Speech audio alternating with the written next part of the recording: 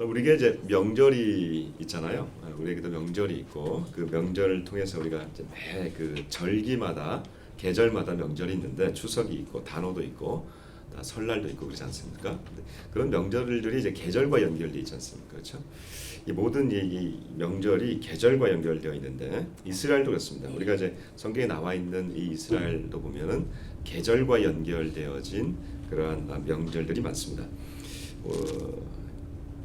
근데 이제 그 이스라엘의 그 명절들을 보면 우리랑 조금 달라요. 이 날짜가 이 달력이 좀 다릅니다. 달력이 좀 달라서 6월절이라는 게 있습니다. 그게 이제 우리력으로 하면은 한 3, 4월 정도 되고 오순절이 5, 6월이 되고 오늘 나와 있는 16절, 16장에 있는 나와 있는 요 절기가 굉장히 중요한 명절입니다. 아마 우리로 말하면 추석같이 추석이 큽니까? 설날이 큽니까? 우리가 설날이 더 크다고 본다면 설날과 같은 그런 정도의 명절이 바로 오늘 이날입니다. 이게 이제 대속죄일 따라 한번 해보시죠. 대속죄일. 대속죄일이라고 하는 명절이 있는데 이게 얼마나 크냐는 다 모이는 겁니다. 이스라엘 모든 백성들이 다 모이는 날이 바로 이 대속죄일인데 요게 지금까지도 지금 현대 이스라엘이죠. 현대 이스라엘에 지금까지도 있는 명절입니다. 이게 언제 있느냐? 다음 주가 바로 이스라엘에는 요 명절입니다. 10월 12일이 다음 주가 요게 10월 12일이 매년 바뀝니다. 그 날짜는 설날처럼 다음 주가 올해는 대속죄일입니다. 욤 키푸르라고 하는 중요한 해입니다. 중요한 명절이 됩니다. 다른 명절은 다 이렇게 독특하게 이렇게 좀 축제 형태가 되는데 그렇잖아요, 그렇죠? 설날이나 추석이나 6월절이나 이런 날은 다 이스라엘이나 우리나라나 축제가 되는데 요 명절만큼은 우리 인간의 기쁨을 누르는 날입니다. 요게 근데 가장 큰 명절이에요. 가장 큰 절기라는 거예요. 이날만큼은 즐거워하셔서도 안 되고요. 자신을 괴롭게 하는 날이 바로 이 날입니다. 근데 그게 가장 큰 명절인 거예요.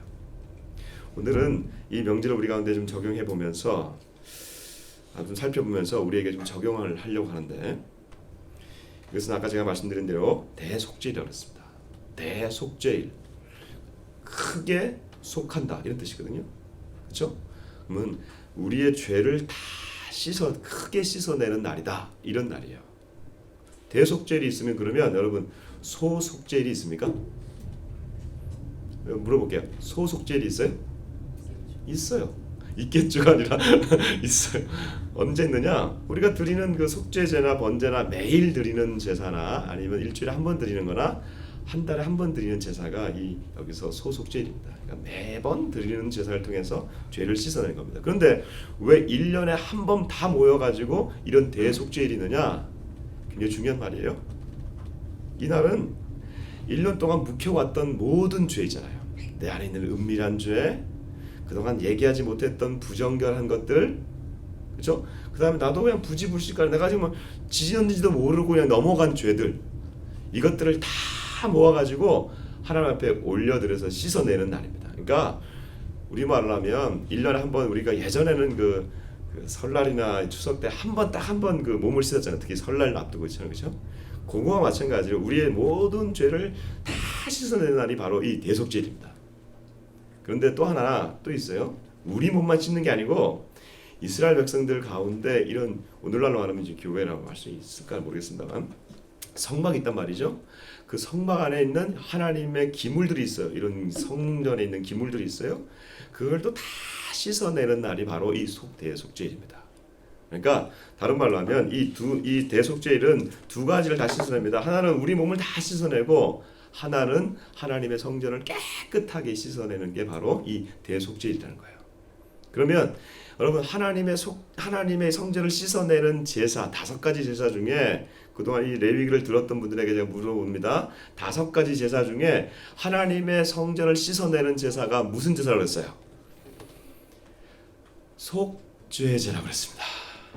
그러니까 오늘 이 제사를 드리는 날에 이 가장 중요한 제사가 뭐냐면 몇 가지 제사를 드리는데 그 중에 우리가 주목해야 될 제사가 속죄제입니다. 이날 2가지 제사를 드리는데 번제와 속죄제를 드려요. 그런데 이 속죄제를 가지고 오는 두 가지 종류의 제물이 있습니다. 오늘 여기에 대해서 우리 같이 좀 나눠보겠습니다. 첫 번째로 제사장이 이날만큼은 이제 이 제사를 주관하는 사람이 대제사장인데, 이 대제사장이 이날만큼은 자신의 화려한 모든 옷을 다 벗어버립니다. 이날만큼은 머리도 흰 관을 쓰고 모든 옷을 다 흰 옷으로 입습니다. 그리고 그 흰 옷을 입고 들어갑니다. 그리고 자신의 죄를 먼저 씻기 위해서 숫송아지 한 마리 가지고 옵니다. 그리고 백성들의 죄를 씻기 위해서 순염소 2마리를 가져옵니다. 요게 속죄제물입니다. 여러분 잘 기억하세요. 좀 이따 물어볼 거예요. 그러면 먼저 이 속죄제물로 자신을 위해서 가져온 숫송아지를 잡을 거 아닙니까? 그렇죠? 숫송아지를 잡아서 그 피를 가지고 들어가게 되는 거죠. 평상시에는 어디까지 들어가냐면 이런 성막에는, 이런 건물 안에는 두 칸으로 나눠졌습니다. 한 칸은 내성소, 한 칸은 지성소. 그 한 칸 안에 내성소는 매번 번제 드릴 때마다, 그 제사를 드릴 때마다 들어가는 곳이고, 1년에 딱 한 번 들어갈 수 있는 곳이 바로 이 지성소입니다. 대제사장이 이 숫송아지를 잡아서 그 피를 받아가지고, 피가 얼마나 많겠어요, 그렇죠? 이 피를 다 한동안을 다 가지고 들어가는 거예요. 들어가는데 이때 어떻게 들어가느냐? 그냥 들어갈 수 없으니까 여기다가 그릇에다가 향기를 피웁니다. 향을 피웁니다. 향을 쫙 피워가지고 지성소에 들어가게 됩니다. 지성소에 들어가면 그 안에 보면 하나님의 임재의 상징인 법궤라고 하는 상징이 있는데, 그 법궤를 보면 안 되니까 그 향을 가지고 쫙 피웁니다. 그러면 보일락 말락하는 그 법궤 앞에 가가지고 이 송아지의 피를 손가락 찍어서 몇 번을 던지냐면, 던지는 게 뿌리는 거죠. 1번, 2번, 3번, 4번, 5번, 6번, 7번의 피를 뿌립니다. 그리고 나옵니다. 자, 자신을 위한 숫송아지를 잡아서 그 피를 가지고 나옵니다. 뿌리고 나옵니다. 자, 백성을 위한 속죄 제물이 아까 뭐가 남았다 그러죠? 이제 염소 몇 마리 알았어요? 2마리. 이게 중요합니다. 이제 오늘 여기에서 좀 보겠습니다. 제가 앞에 건 매번 이렇게 많이 설명했기 때문에 오늘 여기에 좀 주목하겠습니다. 백성을 위해서 2마리를 갖고 오는데, 이거를 잡는 방법이 독특합니다. 어떻게 잡냐면 2마리를 다 잡는 게 아니에요. 그 중에 1마리를 선택해서 잡습니다. 어떻게 잡느냐? 1마리는 여호와를 위하고 1마리는 아사셀을 위합니다. 자, 아사셀은 나중에 얘기할게요. 어떻게 뽑느냐? 제비를 던집니다. 제비 아시죠? 추첨을 하는 거예요. 추첨을. 그래서 추첨해서 여호와를 위해서 당첨된 염소를 잡습니다. 동일하게 이 피를 가지고 들어가서 거기서 뿌리고 나와서 이제 아까 그 숫송아지의 피와 염소의 피를 합쳐가지고 마당에 있는 번제단에다가는 바릅니다. 지성소에 들어가지고 바르면 안 돼요. 왜냐하면 성소에 있는 걸 만지면 죽기 때문에 거기는 뿌려야 되는 거예요. 그러나 나와가지고 번제단은 이 제단, 불태우는 제단 양 귀퉁이, 네 귀퉁이에다가 발라서 드립니다. 자, 이제 남아있는 염소 1마리 있죠. 이 염소가 누구를 위한 염소로 나오냐면 아사셀을 위한 염소라는 거예요. 아사셀. 가장 중요한 구약에서 이 성경 중에서 우리 인간의 죄를 씻어내는 절차를 설명한 유일한 성경 구절, 여기에만 나오는 이름은 아사셀이라고 하는 이름이 하나 나와요. 이 이름. 근데 이 이름을 아무도 몰라요. 죄송합니다. 이 이름이 무슨 뜻인지 몰라요. 그래서 사람들이 이렇게 얘기해요. 이 아사셀이라고 하는 것은 낭떠러지다. 이렇게 얘기하거나, 아니면 이 아사셀이라고 하는 것은 마귀다. 이렇게 얘기해요.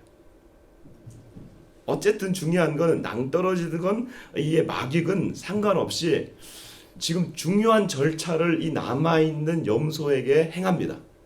그 행위를 한번 보십시오. 자, 여러분 이제 성경에 이제 들어가 있는 성경 보시면 이 16장 21절을 한번 보겠습니다. 우리 북한 성경으로 21절을 한번 읽어보십시다.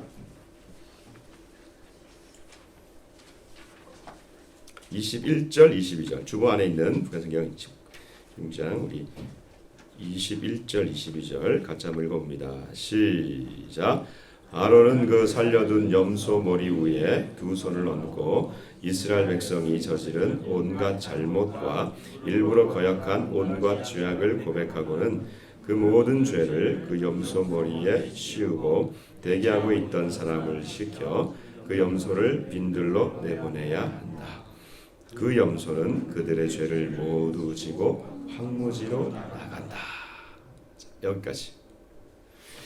아론이라고 하는 대제사장이 요 살아남아 있는 요 염소를 아사셀에게 보내기 전에 먼저 하는 행위가 있습니다. 그게 뭐냐면 손을 얹습니다. 근데 손을 한 개만 얹을까요? 두 개 다 얹을까요? 두 개 다 얹어요. 독특합니다. 나머지는 그 전에는 우리가 그 제사를 드릴 때 제사자 혼자 한 손을 얹습니다. 근데 여기다가는요 두 손을 탁 얹어주고 콱 눌러요. 왜 그럴까요? 뭐 하기 위해서 누를까요? 죄를 보시면 이스라엘 자손의 모든 죄를, 그러니까 아론 플러스 제사장 플러스 이스라엘 제사 자손들의 백성들의 모든 죄를 여기다가 충만하게 넣어야 되니까 한 손 가지고 안 되는 거예요. 여기다 두 손을 탁 가지고 꽉 잡아 넣는 겁니다. 그래서 여기다가 꽉 잡아 넣어 가지고 이 모든 죄를 이 염소에게다 씌워 가지고 이 염소를 보내는데, 이게 이제 아사셀에게 보내는 겁니다. 이게 아사셀이 광야라면, 아니 이게 낭떠러지라면 낭떠러지로 가서 이 죄를 가지고 가게 하는 거고, 이게 아사셀이 마귀고 사탄이라면 죄의 원책임이 이 사탄에게 있다는 것을 다시금 보여주면서 이걸 광야로 보내는 이 행위가 바로 이 행위인 것입니다. 그러니까 아사셀이 여기서 중요한 게 아니고 이 모든 죄를 지고 가는 이 염소의 이 행위가 굉장히 중요하다는 것이죠. 저는 오늘 이 염소의 이 행위를 보면서 우리가 같이 좀 나누고 싶은 것이 있는 겁니다. 세 가지를 좀 주목해 봤으면 좋겠습니다. 여러분, 왜 아론이 여기다가 이렇게 꽉 눌러가지고 이 죄를 염소에다가 다 뒤집어 씌워가지고 보내나 이거예요.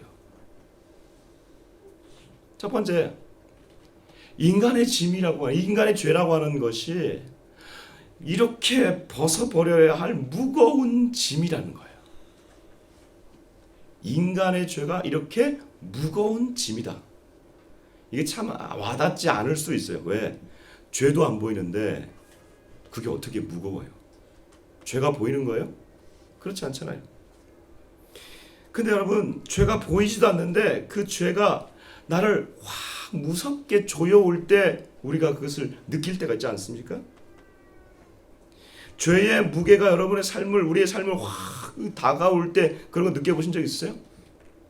여러분, 여기서 우리가 구분할 게 있어요. 삶의 무게가 무겁다라는 말을 하죠, 우리가. 그렇죠? 근데 삶의 무게와 죄의 무게를 좀 구분할 필요가 있습니다. 무슨 말이냐면, 우리의 인생은요 그냥 기본적으로 무거운 삶을 살게 되어 있는 인생이에요. 우리가 그런 인생을 살아요. 아무리 남녀가 사랑한다고 하지만 그 사랑에서 그 사랑을 이루어가는 그 과정도 그렇고, 결혼해도 그렇고, 이게 기쁨이면서 살 인생의 무게는요, 기쁨이면서 그것이 하나의 우리에게 삶의 무게로 다가와요. 자녀를 낳으면 얼마나 이게 기쁩니까? 그러나 이것이 자녀가 또 나중에 삶의 무게로 다가올 때가 있어요.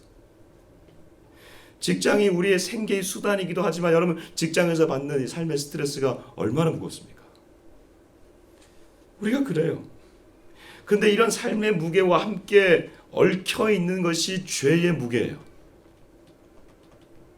우리의 삶이 죄와 동떨어져 있는 게 아니고 어떻게든 이에 비틀려서 같이 살려서 살아가고 있는 게, 이게 바로 이 죄와 삶의 무게가 함께 있기 때문에 그렇습니다. 직장에서, 캠퍼스에서 죄가 함께 동거하고 있습니다. 우리의 삶의 현장에서요, 죄가 다 웅크리고 있잖아요.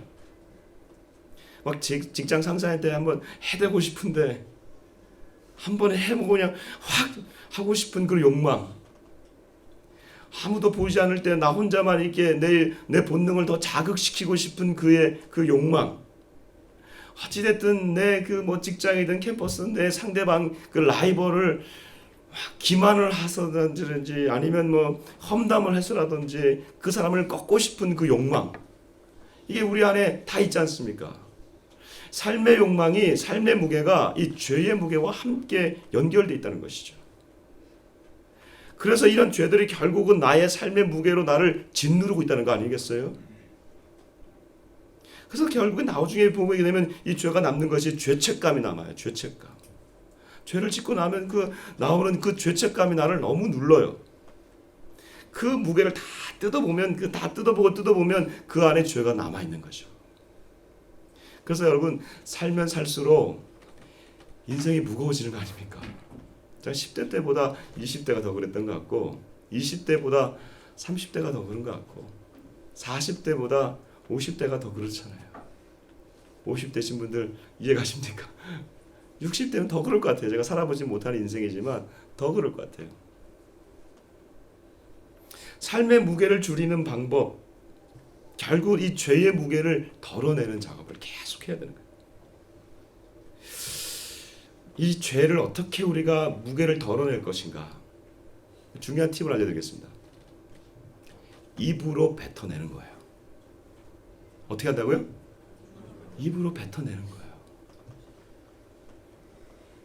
이 죄는 여러분, 그러니까 덜어내야 되는 거기 때문에 어떻게 덜어내느냐? 입으로 고백하는 거예요. 마치 판사 앞에서 죄인이 딱 서가지고 너 무슨 죄 이렇게 저질렀지? 딱 그러면 네 라고 하면서 그 죄를 시인하는 거 아닙니까? 그렇죠? 죄를 내가 내 안에서부터 내가 고백하는 겁니다. 시인하는 겁니다. 그렇습니다. 내가 이런 죄를 졌습니다. 내가 바람 폈습니다. 내가 회사의 돈을 조금 띄어먹었습니다. 내가 거짓말을 했습니다. 내가 누구를 때렸습니다. 내 안에 분노가 있습니다라고 고백을 하는 순간 이 죄가 나로부터 떨어져 나오는 거예요. 그러니까 이 아사셀의 염소에다가 이것을 얻는 이 행위는요, 나의 죄를 나의 삶에서 분리해내는 작업을 계속해서 하라는 겁니다. 두 번째 우리가 같이 이 행위에서 볼 것이 이것입니다. 죄를 분리하고 나고 난 다음에 남아있는 그 죄 있지 않습니까? 그렇죠? 분리된 그 죄. 그 죄는 내가 처리할 수 없다는 거예요. 아사셀 염소가 이 죄를 처리하잖아요. 그리고 그 죄를, 그 염소를요, 그 제사자가 어떻게 한 게 아닙니다. 이미 지정된 사람이 그 염소를 가지고 가는 겁니다. 다른 말로 하면 나로부터 떨어져 나온 이 죄를요, 내가 해결할 수가 없다는 거예요. 왜요? 내가 바로 죄 덩어리이기 때문에. 내가 죄 덩어리이기 때문에 내가 그 죄를 어떻게든 해결할 수가 없다는 거예요. 우리 사람들은 이렇게 술을 많이 먹습니다. 그렇죠? 우리 특별히 우리 한국 사람들은 술을 먹음으로써 자신 안에 있는 얘기들을 하게 됩니다. 그렇죠?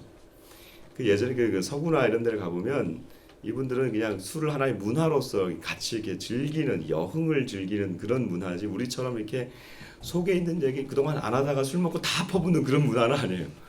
근데 우리는 직장이라는 데 가서 이렇게 속에 쌓여있던 이런 얘기들을 함부로 하지 못하다가 회식을 통해 가지고 안에 있는 다 얘기하잖아요.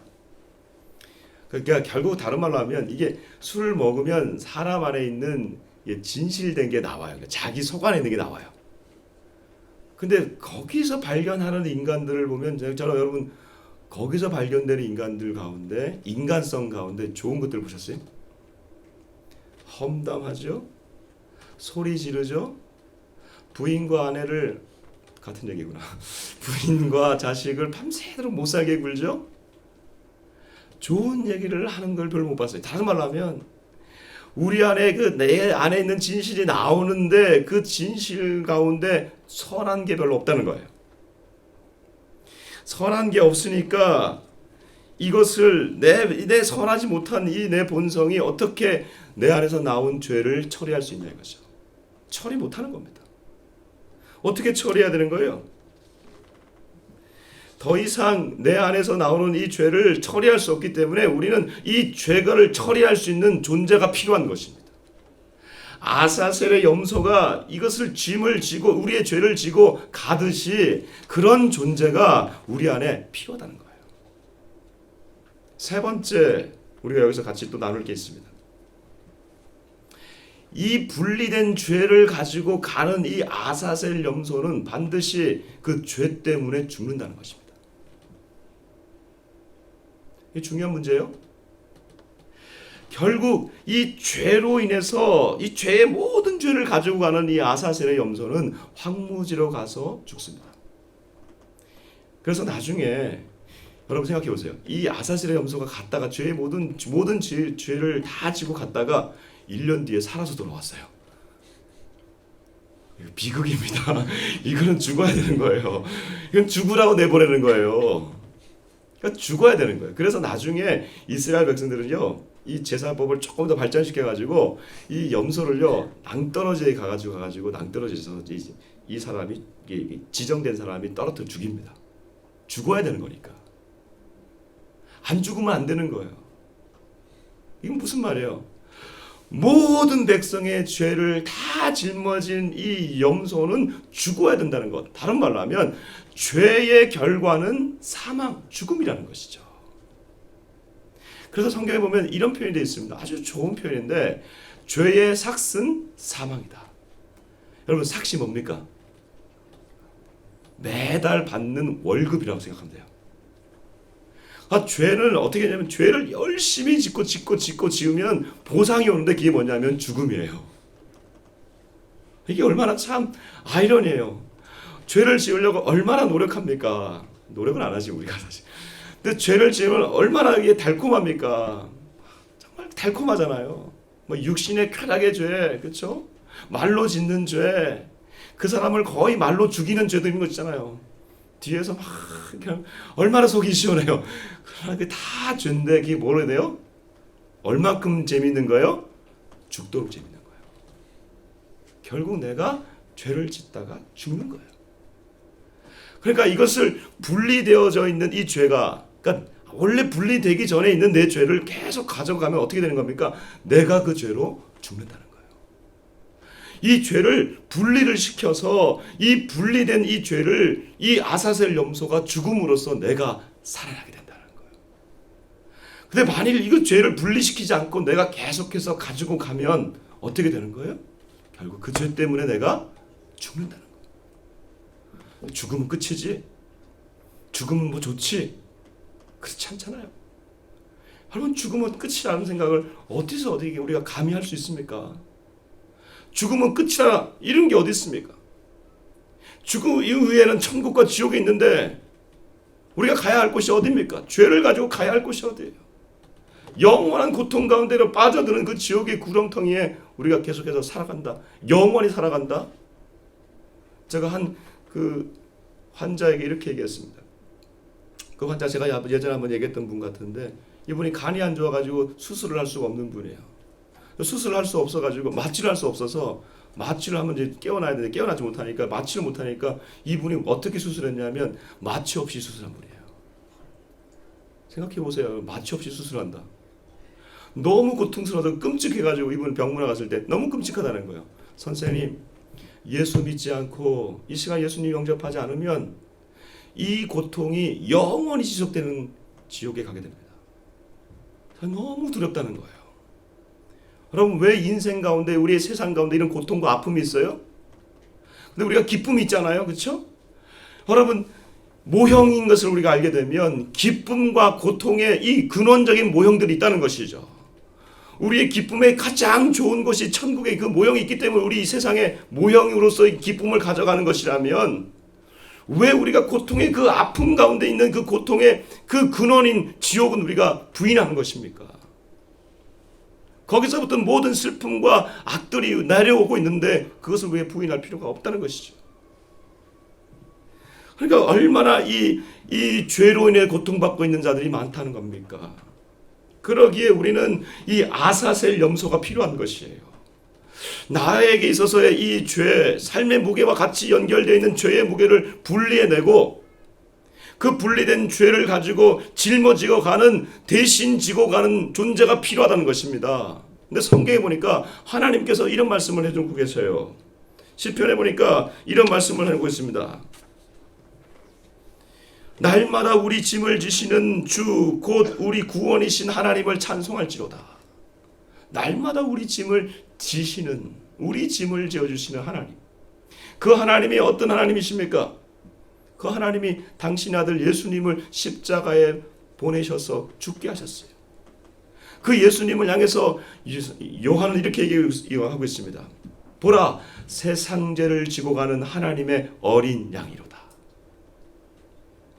세상 죄를 지고 가는 하나님의 어린 양이로다. 염소와 양은 같이 쓰였기 때문에 여기서는 이게 아사셀 염소로 예수님이 오신 겁니다. 이 아사셀 염소로 오신 예수님께서 저와 여러분의 모든 죄를 다 짊어지시고 그가 그 길을 가신 거예요. 그러니 여러분, 우리가 그 예수님을 우리 안으로 받아들일 때에, 내 안으로 받아들일 때에, 그리고 내 안에서 내가 입술로 고백하는 겁니다. 예수의 이름으로 고백하는 겁니다. 내 안에 내 죄가 있습니다 하면서 예수의 이름으로 하나님 앞에 올려드린 것이죠. 예수님의 이름으로 하나님 앞에 올려드리면 하나님께서 아사셀 염소이신 예수님에게 다 그 죄를 다 전가하셔서 그로 죽음에 이르게 하셨어요.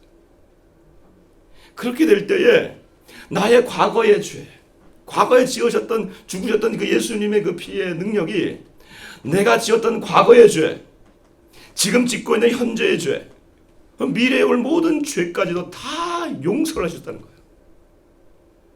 자, 예전에 한번 이 얘기를 했는데 어떤 권사님이 계셨어요. 이 권사님이 17살에, 그러니까 일제시대 때 17살에 시집을 가셨어요. 그분이 17살에 시집을 가셨는데 결혼하자마자 남편이 만주로 끌려가서 징용이 되어버린 겁니다. 근데 이분은 이제 남편이 끌려가 버리니까 임신한 채로 친정으로 돌아오게 된 거예요. 친정에 돌아와서 보니까 친정 집에 식구가 9명입니다. 근데 결혼해서 이제 겨우 떨궈보냈다 생각했는데 다시 애까지 임신해서 들어오니까 아시죠? 그 당시가 또 너무 이게 일제시대 때 먹을 게 없는 나무 껍질을 벗겨서 먹던 그런 시절이니까 이게 친정 식구들의 눈치가 보이는데 아이를 낳았어요. 근데 이 아이가 쌍둥이네 또. 근데 도저히 먹여 살릴 수가 없으니까 이 엄마가 이 아이를 쌍둥이 중에 한 명만이라도 살려야겠다 해가지고 한 명에게만 젖을 주는 겁니다. 결국 한 아이는 죽었어요. 근데 아무도 몰라요. 이 아이는 그냥 병들어 죽은 걸로 알고 있어요. 그러나 엄마는 알고 있잖아요. 그가 나중에 예수를 믿고 교회 권사까지 됐습니다. 근데 아무도 모르는 이 비밀 때문에 자기가 이제 나이가 젊은 점점 들는 분 아니겠어요? 들면 들수록 하나님 앞에 가면 내가 이 죄를 어떻게 할까? 얼마나 고민되겠어요? 자기 아기를 죽인 거니까. 그 고민 때문에 교회에서 어려운 일이면 어려운 일일수록 더 열심히 일을 한 겁니다. 그걸 보상받으려고. 그런 중에 그 목사님을 만나서 상담을 하게 된 겁니다. 상담 가운데 이 비밀을 털어놓은 거예요. 그때 목사님이 이렇게 얘기하신 거예요.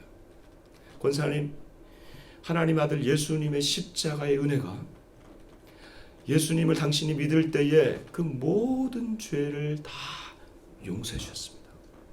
그리고 지금 하나님이 당신을 사랑하십니다. 이 말에 권사님이 그동안 아무에게도 말하지 못했던 이 얘기를 털어놓고 난 다음에 이 은혜를 깨닫고 통곡을 하게 된 거예요. 그렇지 않겠어요? 이 마음 안에서 이르는 이 죄의 짐이 얼마나 무거웠습니까? 근데 이미 해결되었는데 그걸 받아들이지 못한 것이죠. 예수를 믿은 순간에 이미 하나님이 그것을 해결해 주셨는데 받아들이지 못한 겁니다. 그가 그날 완전히 바뀌어서 부흥의 기간이었는데 그날 저녁에 그 권사를 보니까 얼굴이 천사같이 변했다는 겁니다. 여러분, 우리가 예수를 믿을 때 예수께서 아사셀 염소가 되셔서 우리의 모든 죄를 고백을 해서 그분에게 올려드리면 그분이 그것을 가지고 가셔서 다 해결하신다는 거예요. 처리하신다는 거예요. 그 죄는 내가 지었던 모든 죄, 내가 고백을 해야 되는 것이죠. 그리고 내가 짓는 모든 이 현재의 죄도 우리가 예수 이름으로 올려드리는 것이죠. 앞으로 모든 지을 죄, 이것 때문에 여러분 우리가 갖고 있는 거예요. 삶의 무게가 왜 무거워요? 이런 염려와 죄의 이 무게가 함께 얽히니까 우리의 삶의 무게가 무거운 거 아닙니까? 원래 우리의 삶은 무거워요. 어쩔 수 없어요. 그러나 거기에 죄의 무게까지 더해지니까 우리의 삶이 점점 꼬이게 되는 것 아닙니까? 여러분 우리의 삶의 무게에서 죄의 무게는 벗겨내야 되는 것입니다. 거기에 예수님이 우리 가운데 오신 겁니다. 아사셀 대신 아사셀 염소 예수님, 그 예수님, 사랑하는 성도 여러분, 맡겨보십시오. 우리에게 이 죄의 짐을 맡아주실 분이 계시다는 것이죠. 죄를 분리해 보십시오. 고백하십시오. 예수의 이름으로 올려드리십시오. 처리하십시오. 이게 믿음입니다. 내가 믿겠습니다. 예수님만 믿는 게 아니고 예수를 믿겠다고 고백하는 자들의 이 믿음의 행위. 그래, 내가 이 죄는 이제 내 안에서 능력이 없다. 이 죄에서 나는 자유하다. 하나님의 자유가 예수 그리스도를 통해서 여러분에게 이번 한 주간 임하기를 주 이름으로 축복합니다. 계속해서 맡기십시오. 맡길 때에 이 짐을 지어주시는 예수님의 은혜가 우리 가운데 충만합니다. 하나님 아버지 감사합니다.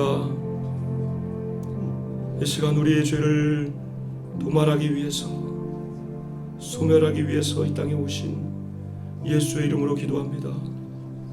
내 안에 있는 해결되지 않는 이 모든 상처와 해결되기 어려운 두려움과 염려와 걱정과 그 안에 깊이 웅크리고 있는 죄를 주님 앞에 올려드립니다.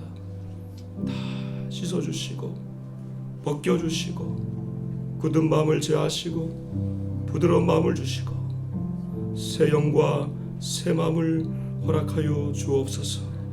감사하며 예수님의 이름으로 기도드립니다. 아멘.